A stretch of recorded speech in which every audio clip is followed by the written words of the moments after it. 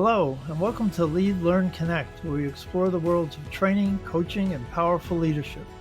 I'm your host, Alan Krieger, and on this show we talk about not just the how of helping others grow, but the behind-the-scenes work of overcoming challenges and staying connected to what's really important. My guest today is Hector Nogueras from Kingsport, Tennessee. Hector is the training manager at TEC Industrial Maintenance and Construction. Hector's more than 15 years experience spans a number of sectors from the military to healthcare to industrial. He specializes in workforce development, strategy, scalable training solutions, and organizational transformation. Whether you're a new trainer, a seasoned facilitator, or just curious about what it takes to thrive in this world, this episode is for you.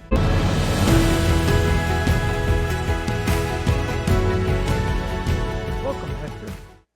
Hey, thanks, Alan. Happy to be here. Yeah, it's great to have you.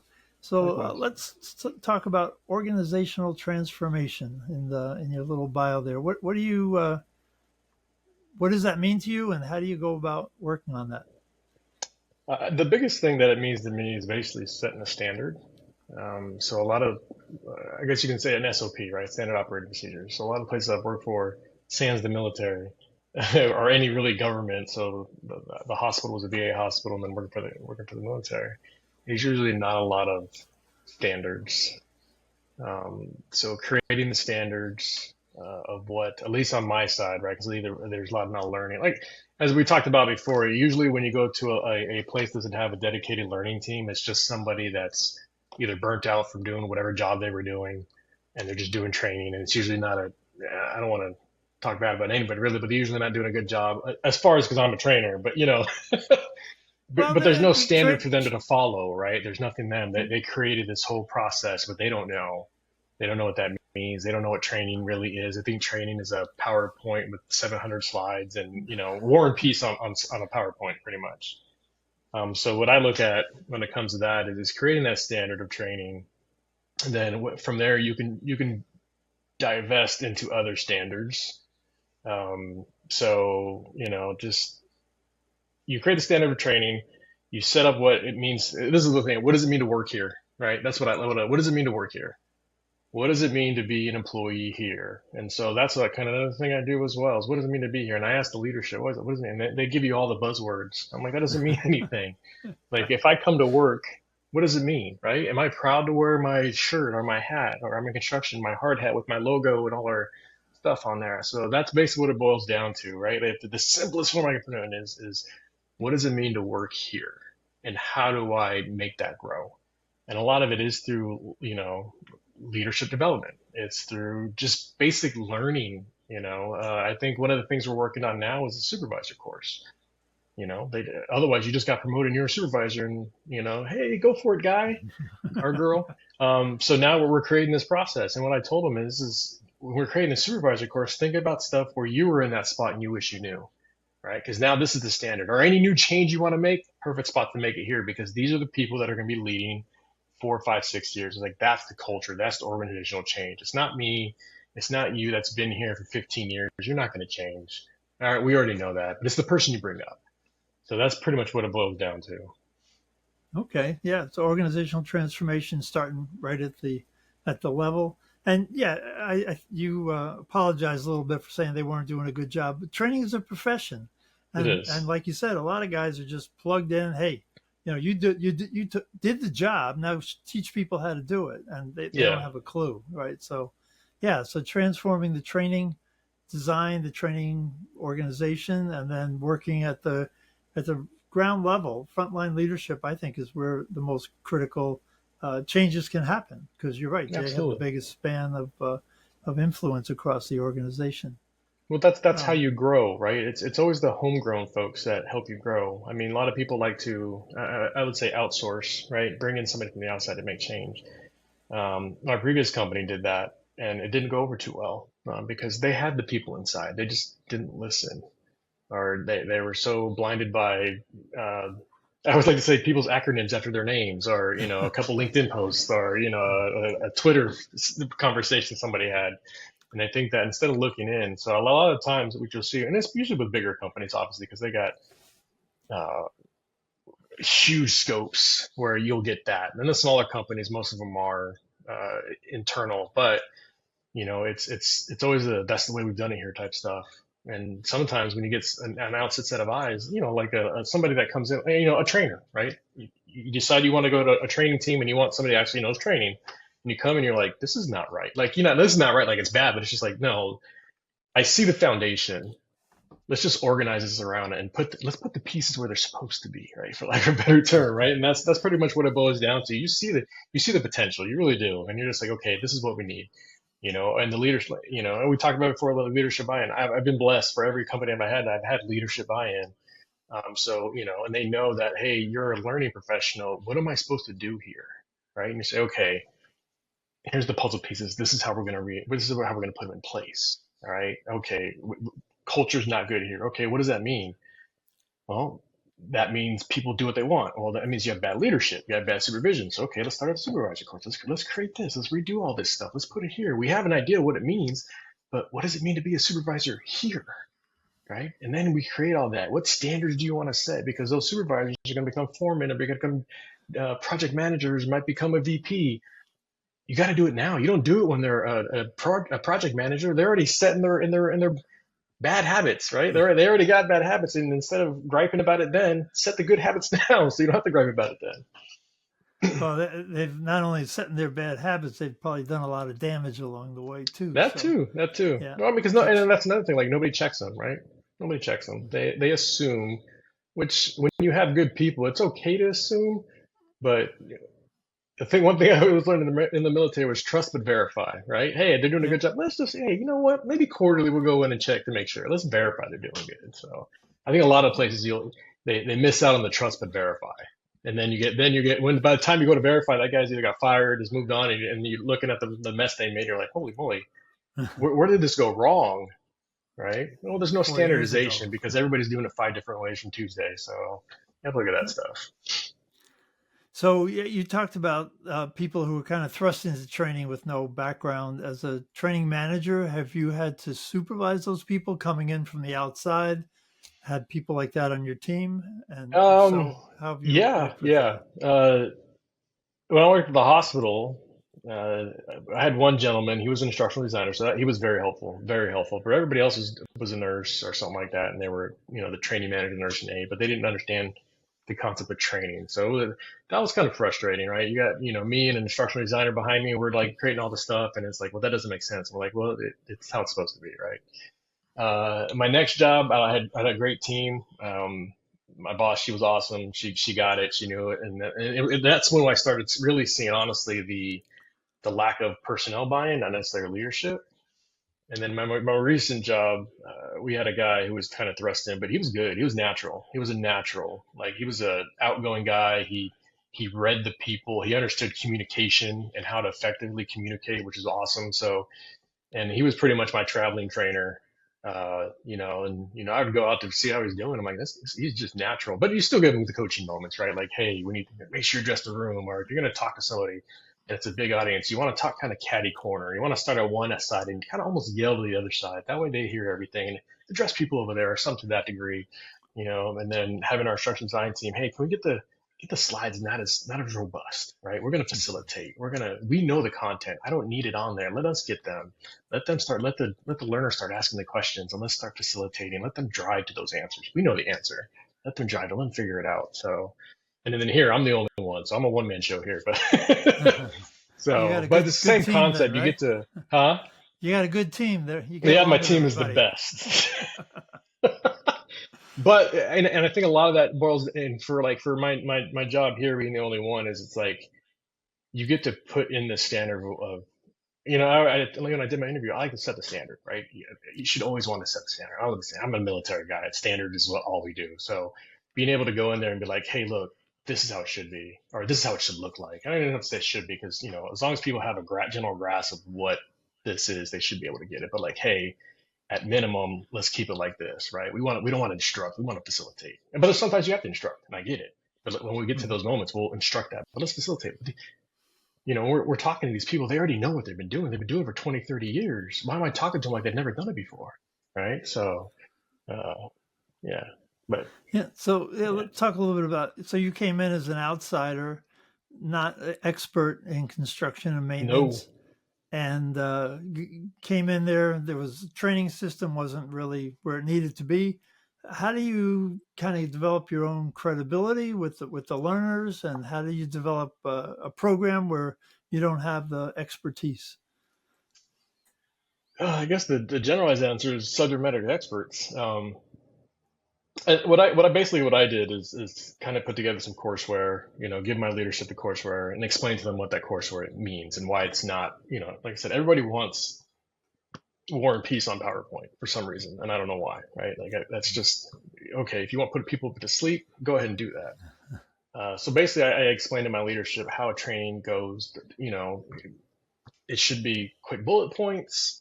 It should be a facilitation because we're not training people that haven't done this before. I'm not. This is not a new concept, right? Let's take a safety mechanism, right? This is a safety mechanism. How many times have these people have had this course, right? So let's understand that. And then obviously once you come in with all that plan and you execute a couple times or show what it looks like, I mean, picking an LMS, what's the right LMS for us and stuff like that, and kind of showing them what it is and how it works and what it looks like. And then, the people who take the course, they'll let you know. They'll absolutely let you know. And word of mouth, right? That's the best one. They'll tell you, hey, look, this class is good. It's efficient. I always ask for feedback. I think that the biggest thing that a lot of people don't do is ask for feedback. I don't care if it's good, bad, indifferent.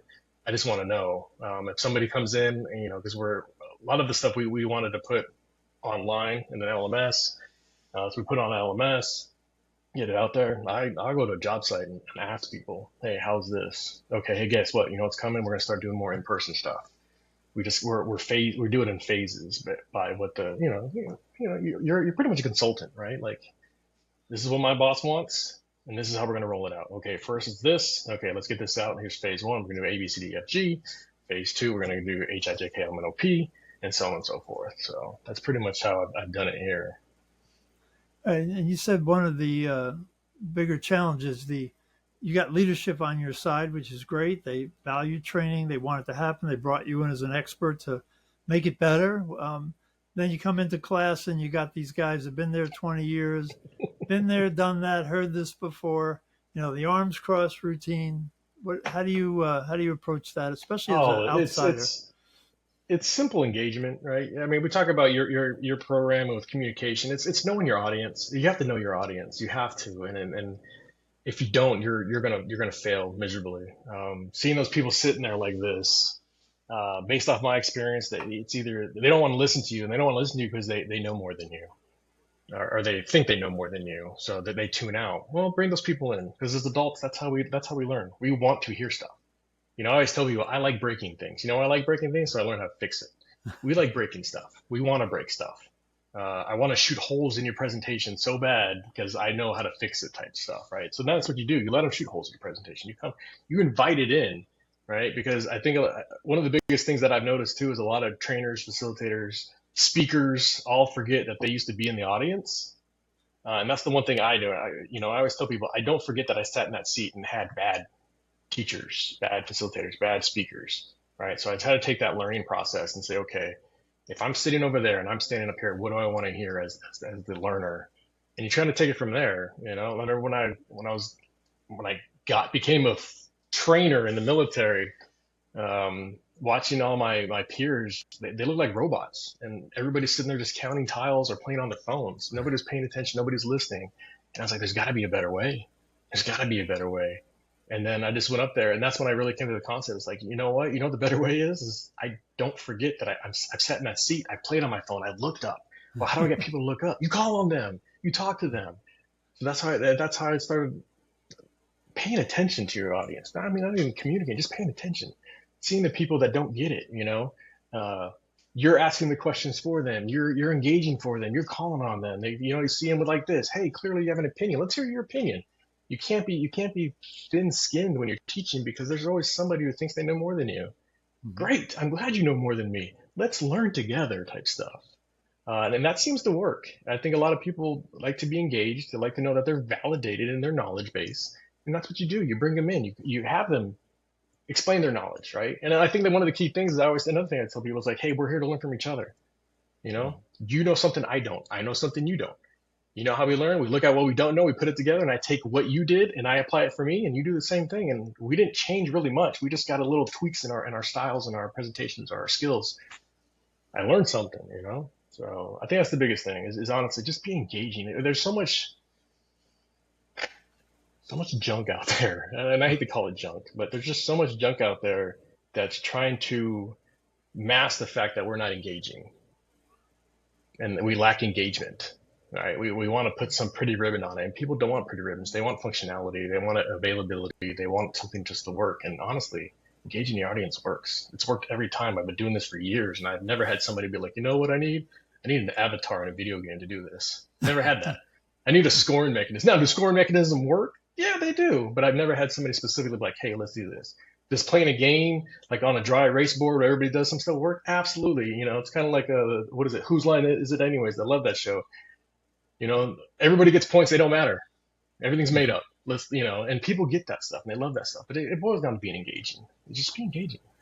Okay, so you can engage with games and with activities, and you can engage with kind of honest conversation. Honest conversation, absolutely. Yep, and that's your choice is the honest conversation. Yeah, I prefer that one. Like I said, it keeps people real. It keeps people in their kind of in your zone. It challenges your notions, especially as an instructor. You know, because some people, like I said, they forget they sat in the chair, right? I'm the instructor. I'm all knowing. Well, you're not. You're not all knowing. Mm-hmm. Like I said before, you're what I call subject matter knowledgeable. You're an SMK. You're not an SME, right? So be an SMK. Just enough to have the conversation. So let everybody fill in the voids, and then let those people fill in the voids for the other people who knew a little bit much but didn't know what that other person knew and what you knew. That's how you got to do, and you'll get your engagement farming, for lack of a better term, right? You're planting your engagement crops in here, and as soon as they come in, you got it. And people, man, I haven't had a class fail me yet, and everybody always enjoys it because people want to feel validated. They want to feel heard, and they'll let them talk.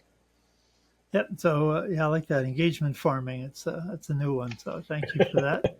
And earlier we were talking, and you talked about that the feeling of most of the employees about training was not very good when you came in. So in addition to engaging them in class, you mentioned a few other things that you do to to kind of transform the view of training and the experience of training. Well, I mean, I've done a couple things, surveys, just general surveys, emailing, going to the sites, talking to them, starting a newsletter with feedback on it. Like, we want you to know what we're doing here.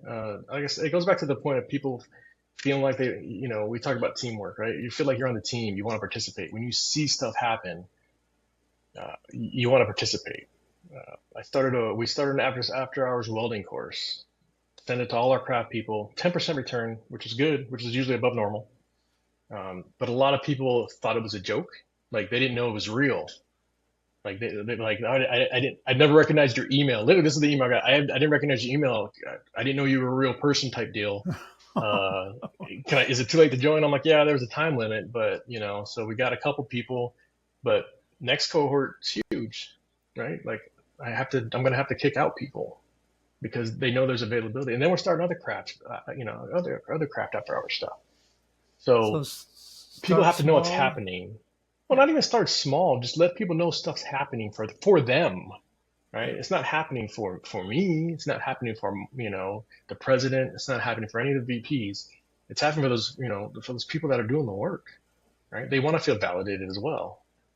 But the first course you did, you got good reviews. People liked it. Oh, we're still in it, but word of mouth, right? I mean, people go to work and like, how was it? Oh, it was great. I'm learning all this other stuff, And then, like, for me, every Friday, I kicked the instructor out.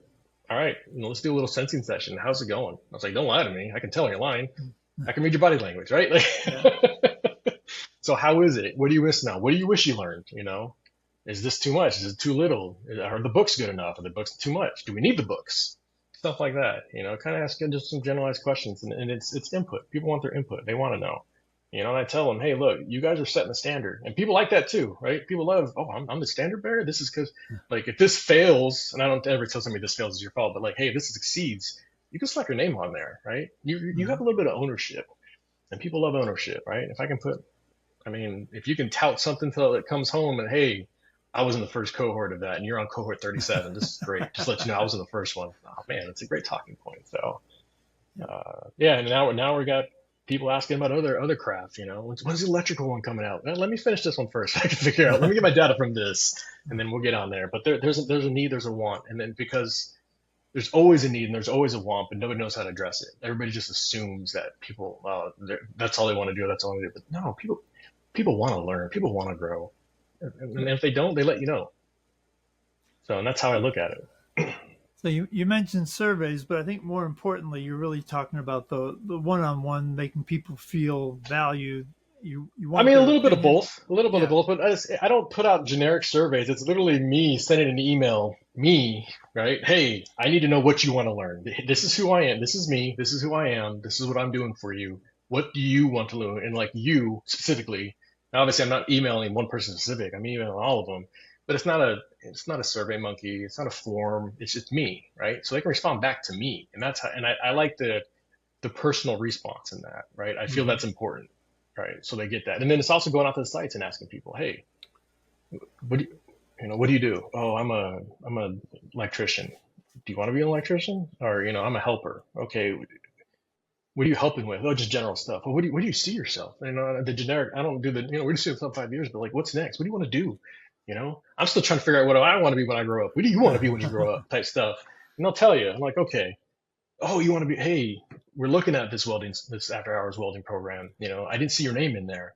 And that's how I got the, I didn't know it was real. I didn't know who you were, and Yeah. that's another thing, face the name recognition too. So now I'm on the site. Hey, Hector, what's going on? Hey guys. Hey, what's coming up next? Nothing yet. I'm here to talk to other people about other stuff, but there's stuff in the shoot for you. So it's coming.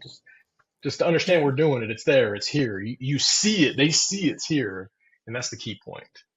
Yeah, I like your comment about SurveyMonkey. One of the things that instructional designers learn is to do a needs assessment and send out a list of here's Yeah. all the topics we could think of. Which ones do you want, and people check a box. And your way is a little more work, right? Because you're just getting open ended comments back, and you got to sift it I and sort it. But it's a way to really engage with people now, more of a one on one. Even though you're mass mailing it, they're sending one reply back to a human correct. being, not to a survey Yeah, and monkey. and they know it's me, right? It's not. They know it's not a. I Yeah. mean, I don't know if I could send an automated one, but I probably could. But I like the fact that it's me, and I like Yep. them to know the fact that it's me. So excuse me, that proves that somebody's validates and wants their opinion on something. They want to know what's coming up. And the great part is my leadership wants to know what's coming up. So it makes it easier, right? And I can say that, hey, we're doing this because the leadership wants you guys to grow. We want to bring everything in house. It goes back to that organization change type stuff. We're changing the organization. We want to keep more in house. We want to stop looking elsewhere outside.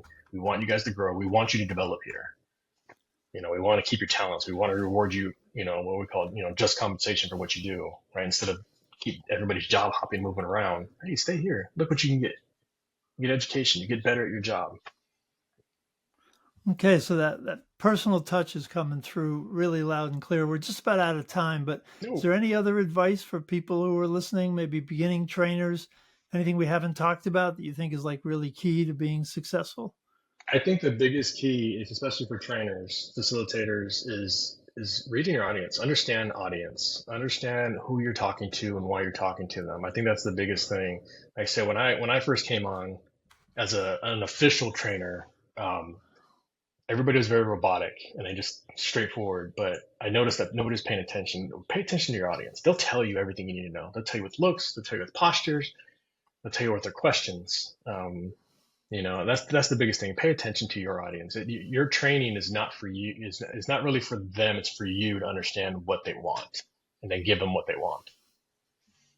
Okay, great. That's a great way to wrap it up. So thank you, Hector. That's it for today's episode of Lead, Learn, Connect. A huge thank you to Hector Nogueras for some great insights and his expertise. If you found this helpful, be sure to subscribe, share it with a colleague, and leave a review. You can find out more about Hector and how to get in touch in the show notes.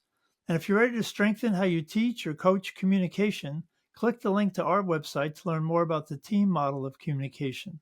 And follow us on LinkedIn. Until next time, keep leading with intention, keep learning, and keep connecting. Thanks for listening.